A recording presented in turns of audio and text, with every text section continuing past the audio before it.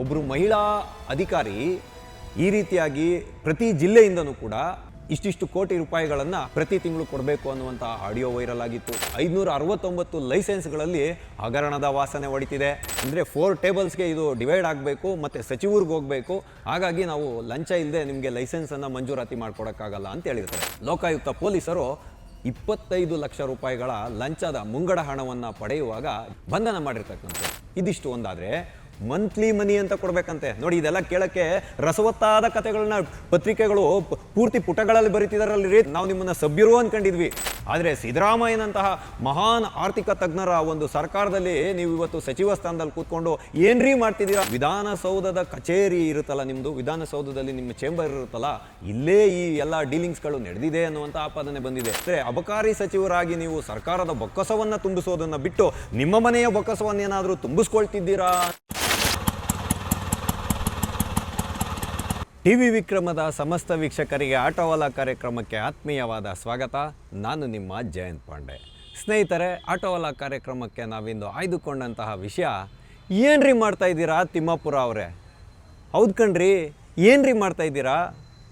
ಸ್ನೇಹಿತರೆ, ನಾನಿವತ್ತು ಈ ರೀತಿಯಾಗಿ ಹೇಳಲಿಕ್ಕೆ ಕಾರಣ ಉಂಟು. ಏನಪ್ಪ ಅದು ಅಂತ ಹೇಳಿದ್ರೆ, ಈಗ ಯಾವುದೇ ಸರ್ಕಾರ ಇರಲಿ, ಆ ಸರ್ಕಾರಕ್ಕೆ ಬಹು ನಿರೀಕ್ಷಿತವಾಗಿ ಅಂದರೆ ಖಡಾಖಂಡಿತವಾಗಿ ಸಾಕಷ್ಟು ಆದಾಯನ, ಬಹುಮಟ್ಟದ ಆದಾಯವನ್ನು ತಂದು ಕೊಡ್ತಕ್ಕಂಥದ್ದು ಅಬಕಾರಿ ಇಲಾಖೆ.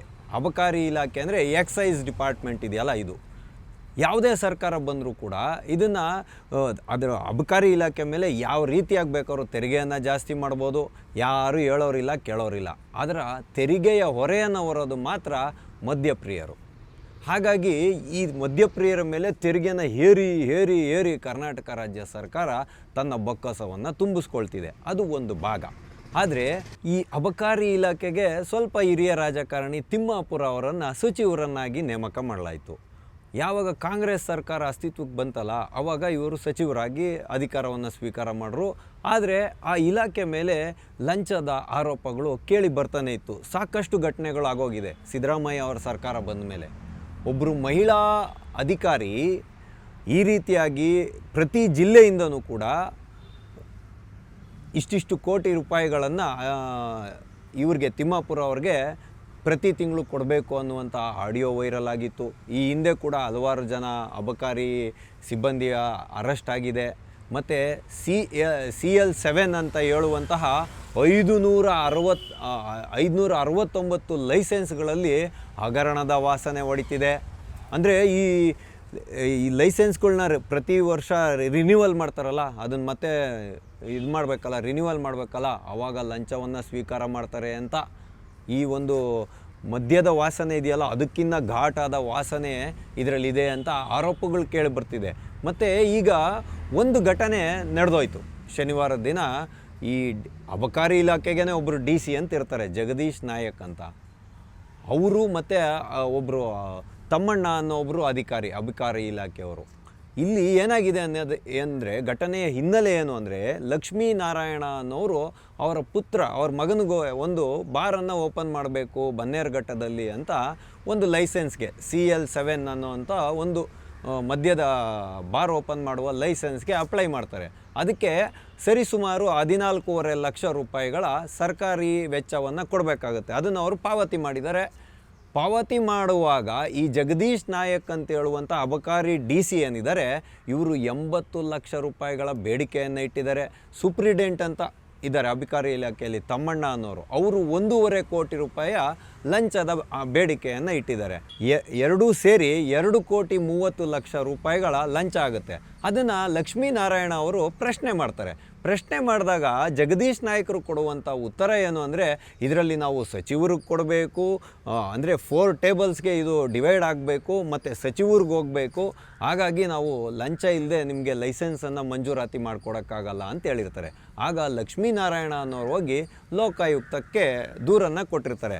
ಅದನ್ನು ಆಧರಿಸಿ ಬಂದಂತಹ ಲೋಕಾಯುಕ್ತ ಪೊಲೀಸರು 25 ಲಕ್ಷ ರೂಪಾಯಿಗಳ ಲಂಚದ ಮುಂಗಡ ಹಣವನ್ನು ಪಡೆಯುವಾಗ ಜಗದೀಶ್ ನಾಯಕ ಮತ್ತು ತಮ್ಮಣ್ಣನನ್ನು ಬಂಧನ ಮಾಡಿರ್ತಕ್ಕಂಥದ್ದು. ಆ ಸಮಯದಲ್ಲಿ ಜಗದೀಶ್ ನಾಯಕರ ಕಾರ್ ಡ್ರೈವರ್ ಓಡೋಗ್ತಿರ್ತಾರೆ, ಅವ್ರದ್ದು ಕೂಡ ಬಂಧನ ಆಗಿದೆ.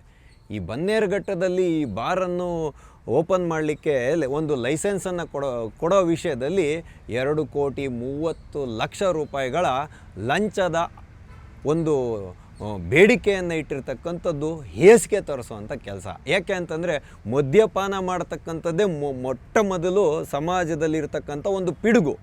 ಆ ಪಿಡುಗುಗೆ ಕಡಿವಾಣ ಹಾಕಬೇಕಾಗಿರುವಂಥ ಸರ್ಕಾರ ಪಾಪ ಕಷ್ಟಪಟ್ಟು ದುಡಿದು ಬಂದಂಥ ದುಡ್ಡನ್ನು ಅವರು ವ್ಯಯ ಮಾಡ್ತಿದ್ರೆ ಅದರ ಮೇಲೆ ದುಬಾರಿ ತೆರಿಗೆಗಳನ್ನು ಏರಿರುವಂಥ ಸರ್ಕಾರ ಇವತ್ತು ಆ ಸನ್ನದುದಾರರು ಅಂದರೆ ಈ ಲೈಸೆನ್ಸ್ ಹೋಲ್ಡರ್ಸ್ ಏನಿರ್ತಾರೆ, ಬಾರ್ ಮಾಲೀಕರು, ಅವ್ರ ಹತ್ರ ಕಿತ್ತು ತಿಂತಾ ಇರ್ತಕ್ಕಂಥದ್ದು ಹೇಸಿಗೆ ತರಿಸಿದೆ.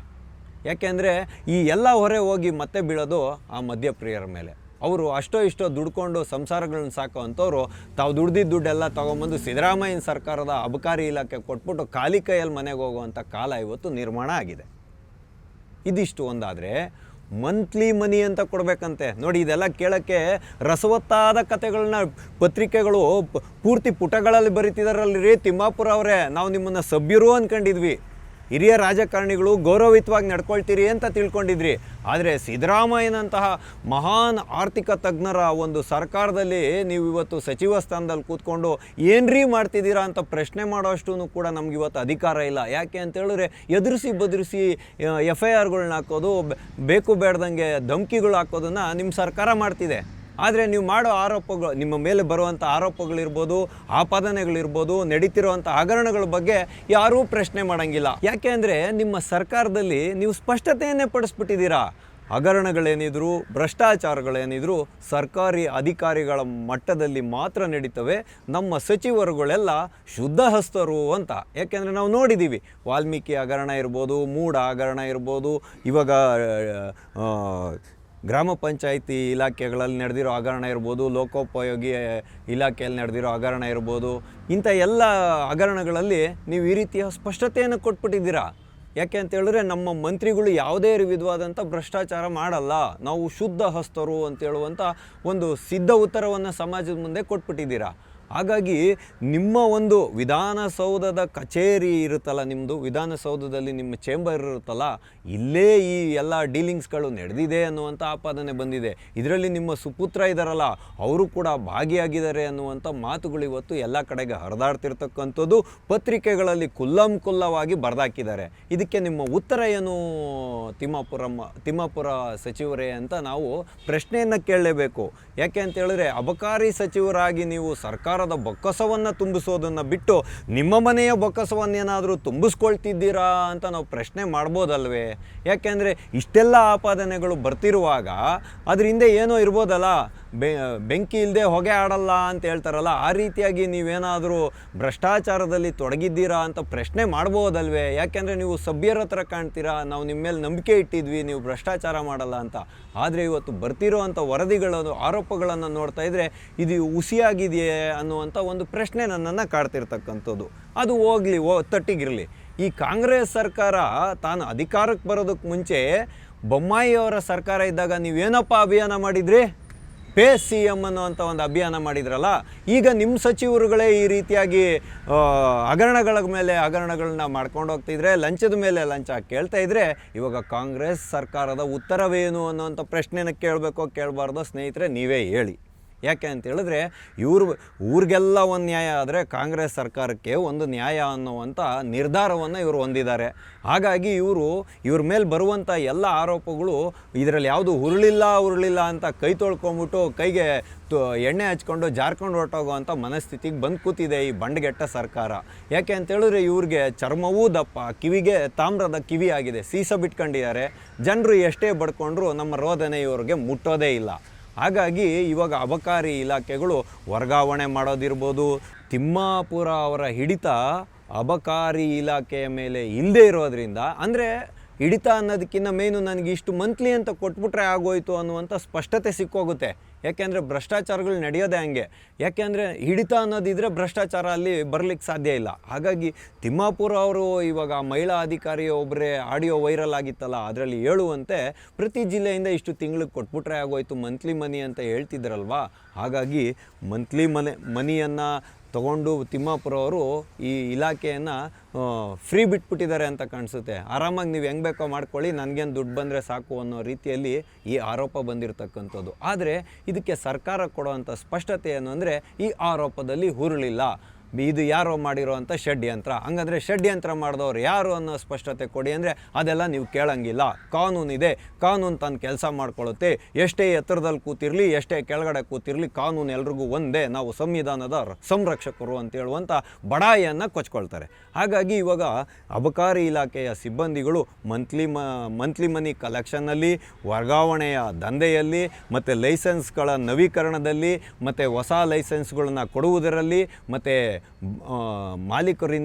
ಬಾರ್ ಮಾಲೀಕರಿಂದ ಇಷ್ಟಿಷ್ಟು ಹಫ್ತಾ ವಸೂಲಿಯಲ್ಲಿ ತೊಡಗಿಕೊಂಡಿದ್ರೆ ಮದ್ಯಪ್ರಿಯರ ಗತಿ ಏನಾಗಬೇಕು ಅನ್ನುವಂಥ ಪ್ರಶ್ನೆಯನ್ನು ತಿಮ್ಮಾಪುರ ಅವ್ರ ಮುಂದೆ ಇಡೋದ್ರ ಮುಖಾಂತರ, ಏನ್ರೀ ಮಾಡ್ತಿದ್ದೀರಾ ತಿಮ್ಮಾಪುರ ಅವರೇ, ನಿಮ್ಗೇನಾದರೂ ಅಲ್ಪ ಸ್ವಲ್ಪವೇನಾದರೂ ಮರ್ಯಾದೆ ಅನ್ನೋದಿದ್ದರೆ ನಿಮ್ಮ ಇಲಾಖೆಯನ್ನು ಕಂಟ್ರೋಲಿಗೆ ತೊಗೊಳ್ಳಿ, ಅದಾಗದೇ ಇದ್ದಂಥ ಪಕ್ಷದಲ್ಲಿ ರಾಜೀನಾಮೆಯನ್ನು ಕೊಟ್ಟು ಮನೆಗೆ ನಡೀರಿ ನೈತಿಕತೆಯ ಆಧಾರದಲ್ಲಿ ಅಂತ ಹೇಳುವಂಥ ಪ್ರಶ್ನೆಯನ್ನು ತಿಮ್ಮಾಪುರ ಅವರ ಮುಂದೆ ಇಡೋದ್ರ ಮುಖಾಂತರ ಇಂದಿನ ಆಟೋವಲ ಕಾರ್ಯಕ್ರಮವನ್ನು ನಾವು ಮುಗಿಸ್ತಾ ಇದ್ದೇವೆ. ಮುಂದೆ ಇಂತಹದ್ದೇ ಒಂದು ಕುತೂಹಲಕಾರಿಯಾದ ವಿಷಯದೊಂದಿಗೆ ನಾವೆಲ್ಲರೂ ಮತ್ತೆ ಭೇಟಿಯಾಗೋಣ. ಅಲ್ಲಿವರೆಗೂ ಟಿವಿ ವಿಕ್ರಮವನ್ನು ಸಬ್ಸ್ಕ್ರೈಬ್ ಮಾಡುವುದರ ಮುಖಾಂತರ, ನಿಮ್ಮ ಸದ್ವಿಚಾರಗಳನ್ನು ಕಾಮೆಂಟ್ ಮಾಡುವುದರ ಮುಖಾಂತರ ಹಾಗೂ ಶೇರ್ ಮಾಡುವುದರ ಮುಖಾಂತರ ನಮ್ಮನ್ನು ಪ್ರೋತ್ಸಾಹಿಸಿ. ಟಿವಿ ವಿಕ್ರಮ, ದೇಶ ನಿಮ್ಮ ಕೈಯಲ್ಲಿ. ಈ ಕಾರ್ಯಕ್ರಮ ನಿಮಗೆ ಇಷ್ಟ ಆಗಿದ್ದಲ್ಲಿ ಲೈಕ್, ಶೇರ್ ಹಾಗೂ ಕಮೆಂಟ್ ಮಾಡಿ. ಟಿವಿ ವಿಕ್ರಮದ ಕಾರ್ಯಕ್ರಮಗಳನ್ನು ನಿರಂತರವಾಗಿ ವೀಕ್ಷಿಸಲು ಸಬ್ಸ್ಕ್ರೈಬ್ ಮಾಡಿ, ಬೆಲ್ ಐಕನ್ ಒತ್ತಿ.